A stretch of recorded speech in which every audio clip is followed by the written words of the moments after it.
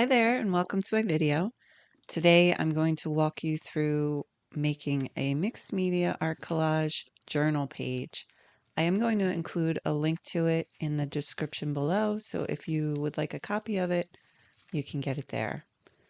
So I'm starting out with that watercolor paper that I showed you, and this is the satin medium that I use to adhere all the papers to the substrate. These are all jelly prints that I made myself on my jelly plate. It's one of my favorite things to do is to make my own collage materials just so that it feels a little bit more like me when I'm done with the piece. So at this part of the process, I'm just kind of creating shapes out of the papers and putting them down on the main substrate, which is the heavier watercolor paper. And I'm trying to figure out kind of what colors I want to use in the piece.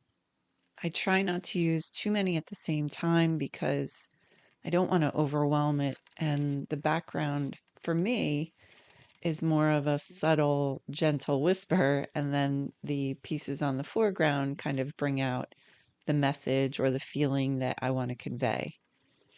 So I'm just kind of having fun with all the different patterns and the different shapes of paper. This is more of a meditative process for me. I'm just kind of, back in my bedroom when I was a kid and gluing things down to a collage and enjoying the process. I'm not really thinking too much about whether or not it looks good or if it's going to create something that I can do something with. I'm just having fun with paper and basically glue and just kind of escaping for a little bit.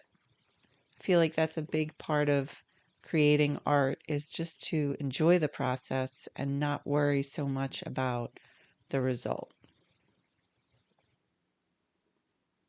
So I'm using a basic craft brush to put the satin medium down, and I am putting a layer of the medium on top just so that it creates a little barrier for that paper because I do most of my jelly printing on copy paper.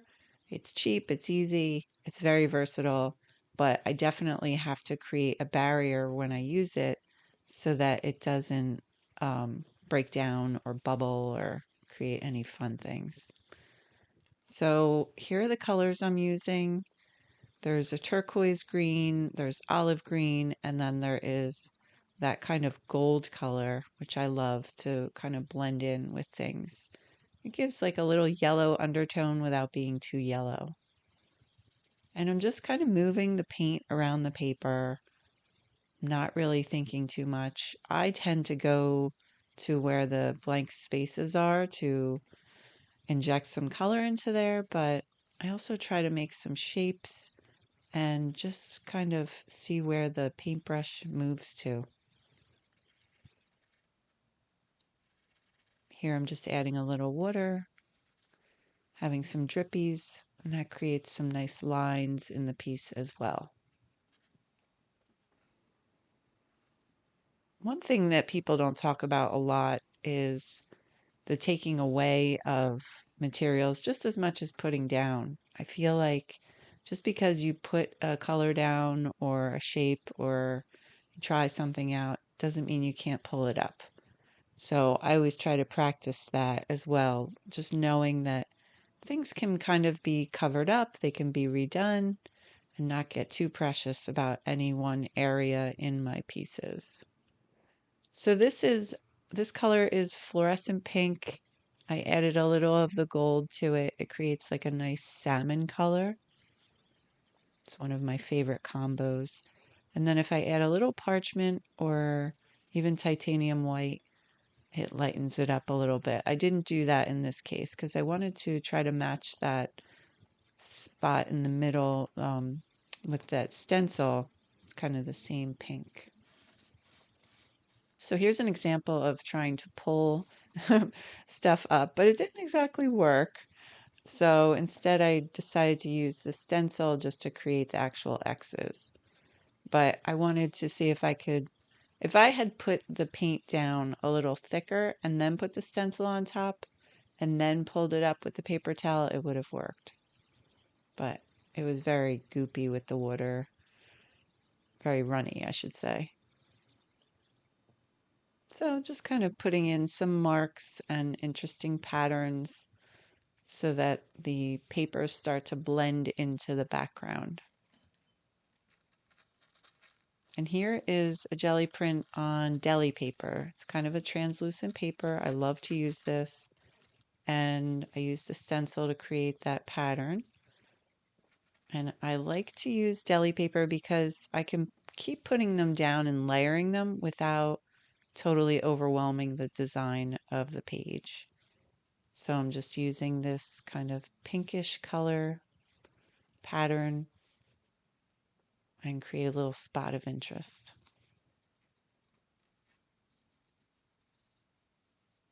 As I'm going through this process, I'm trying not to get fixated on one area, but sometimes the colors don't work the way I like them to. So I kind of lightened up the color, that salmon color, and I used a little titanium white just to lighten it up.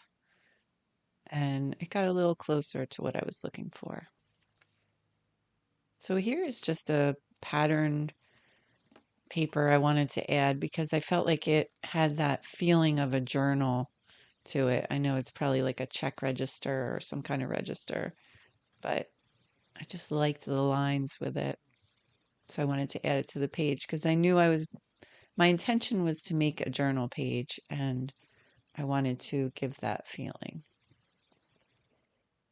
Here's a little piece of collage fodder that I made.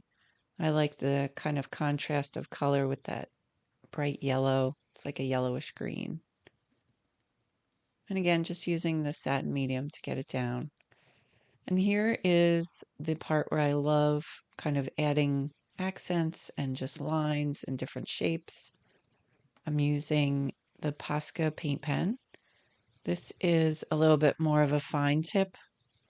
I do have the thicker tip that's good for kind of coloring in. But this is the part where I like to kind of bring out some areas in the background or just draw shapes on top of it to draw out there just to make it a little more interesting.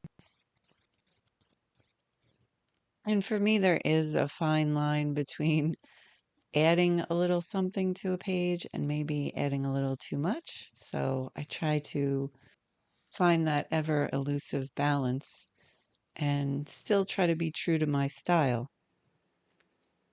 So I just added the lines on the bottom for the journal page. Just kind of adding the accents and having fun and just playing. I don't really think too much. I just kind of look at it and see where might need a little more attention and just kind of follow my gut there. I think that comes with making a lot of art and developing your own confidence in your art, and it just takes practice.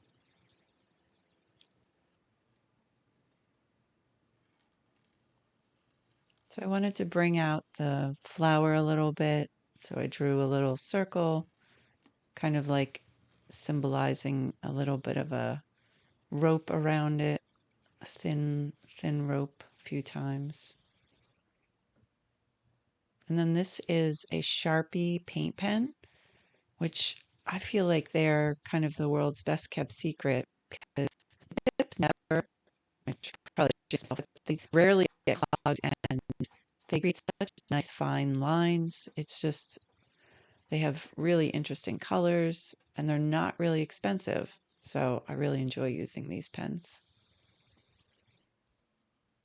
And I know as I developed my style, I became more confident about my mark making and just kind of the process by which I make art. And I think that comes also with making a lot of art and making bad art and just finding out what works and what doesn't for me.